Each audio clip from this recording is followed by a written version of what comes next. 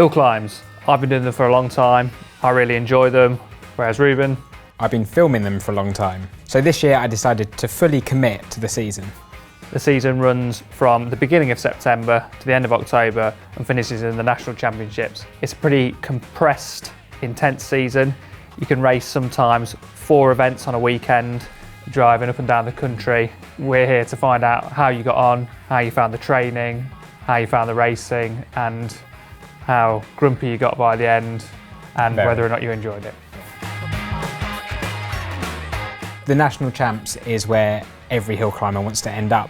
Thankfully, we both got a spot this year, and we'll let you know how we get on a bit later, but first, probably the most important part is the training. Hill climbs, it's all about riding up short, sharp hills really fast, meaning if you want to ride up those hills fast, that's what you're going to have to do in training. I've never considered myself a climber, so this was going to be a big challenge for me, but it was one that I was excited to try.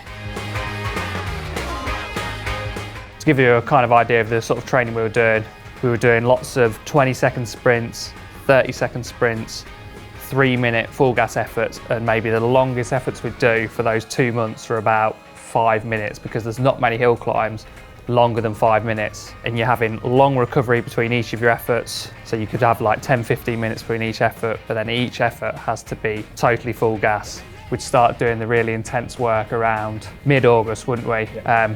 So we'd be knackered by October, but it's kind of just, you feel like you want to be working hard, so that's how we started. Looking strong. Being based around Bristol, we have some great hills, but with training, we stuck to, I think, 2 hills. One of our favourites is Dundry. For me, a good time is just over 6 minutes. For you, it's about 5.5.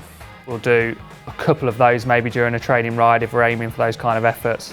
And then it's down the other side of the hill to a hill called Chew Hill, which is where we do all our sprinting.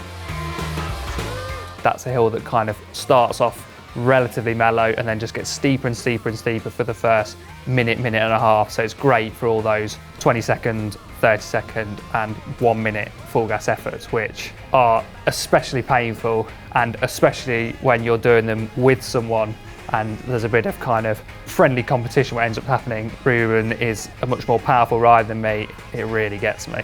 5 minutes normally get you pretty good. Yeah. 20 seconds, 30 seconds, Reuben definitely gets me really good. Totally kills me.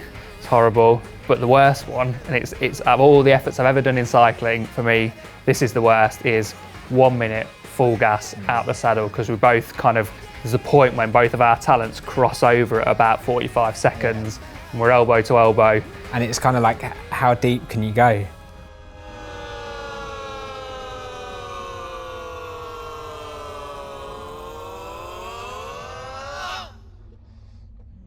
So once you've done all that training, which is painful but kind of fun, you end up going to events at the weekend.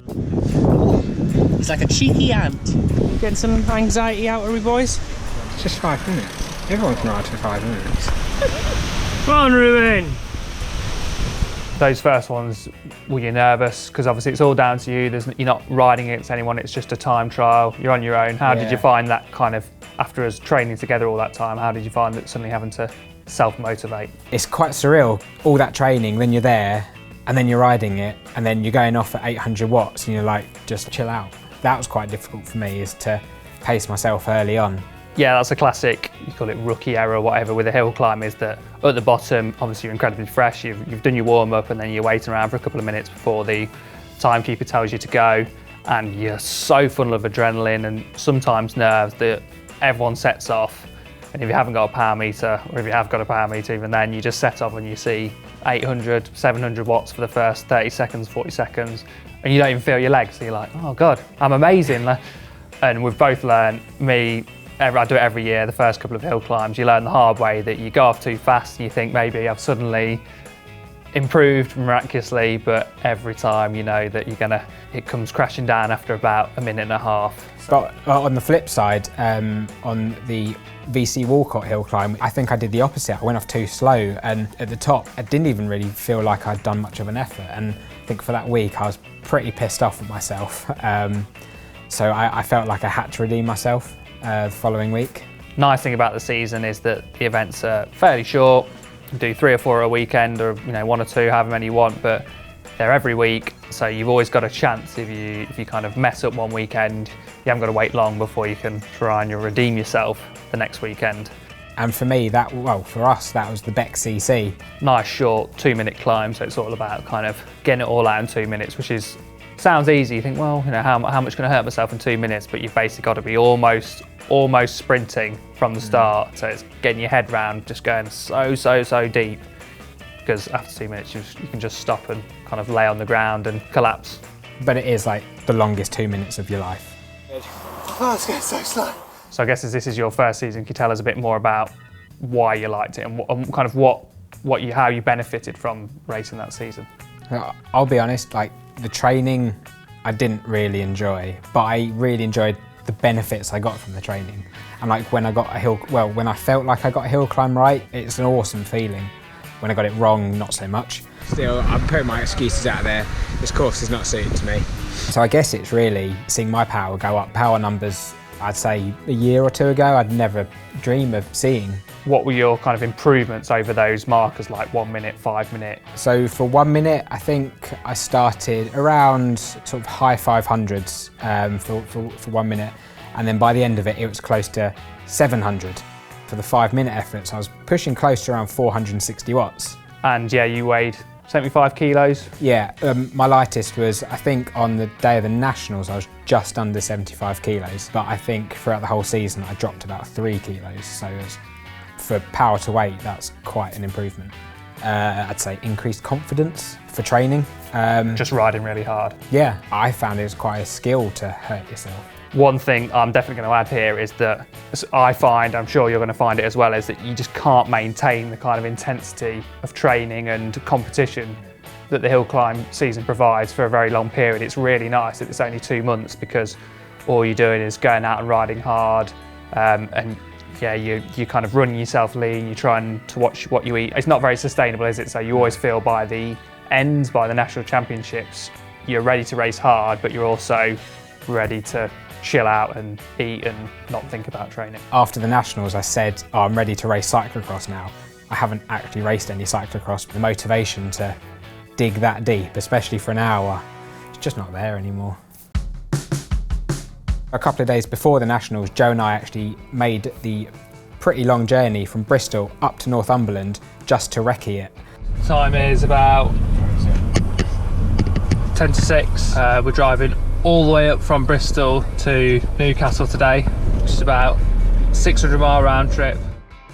We committed pretty hard to this, and I think we're pretty glad we did, because it's a technical climb. 6 hours later, 6 hours, yeah. we're here.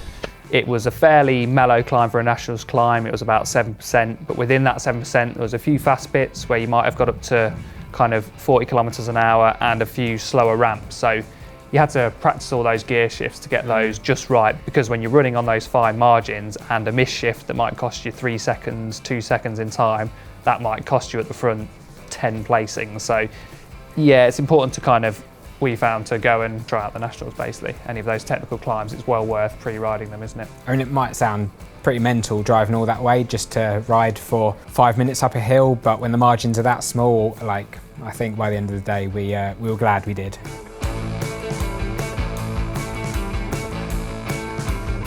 Yeah, finally here. The day never thought would arrive, but we prepared well. Wind's heading the right direction, so it couldn't be any better. So the Nationals, how did you get on though? Were you happy with your result? I didn't really know what to expect, because I've never done a Nationals. I don't know, it felt like a bit like a fraud as well, actually, because you've got all these people around you that are so skinny and so, like, I don't know, just not my build, and I just didn't know what to expect. Get over! But out of all the senior men, I came 59th. I think if you include the juniors, I came 69th. And out of 240 riders, you can't complain. I did my absolute best.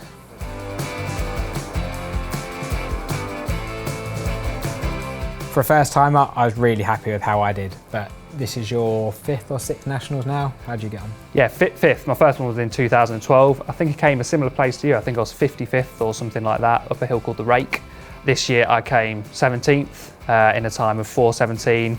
kind of close to a power PB, so you always think, oh, maybe I could have gone a bit faster. But I was pretty happy with that. I've kind of been around that level for a couple of years now, and just for me maintaining it, I'm very happy with that. I don't see many huge jumps in improvements in my training. My 1 minute power, my 5 minute power, they kind of, when I'm really on form, they're year on year within about 3 watts of each other. So I feel like within the time I have to train and the commitment I make, I'm about as good as I can be. So as long as I'm maintaining that form, I'm pretty happy. So listening to us, you could be forgiven for thinking that hill climbs attract kind of very serious, obsessive types of cyclists. And that can be kind of true in training. If you want to do really well and you want to get the best out of yourself, you're going to have to train hard. But the scene, the people that take part in it and the events are actually incredibly friendly and really chilled out, aren't they?